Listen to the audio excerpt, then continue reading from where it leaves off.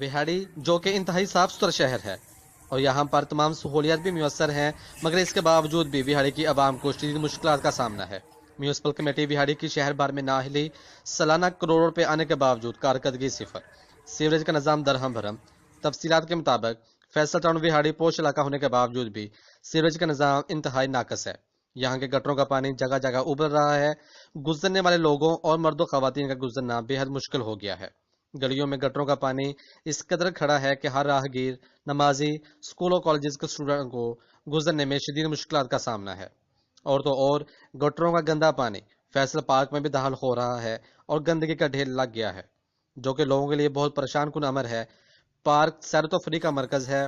Municipal committee کو مسئلہ سے آگاہ کیا گیا، مگر میونسپل کمیٹی کے چیئرمین نادر علی بٹی تو فون اٹھانے کی زحمت ہی گوارا نہیں کرتے۔ علاقہ کے عوام نے پاسمان لائیو نیوز سے گفتگو کرتے ہوئے کہا کہ اگر ہمارے گلی محلوں کو جلد صاف نہ کیا گیا تو بلدیہ کے سامنے احتجاج کیا جائے گا۔ مزید تفصیلات کے لیے دیکھتے رہیے پاسمان لائیو نیوز HD۔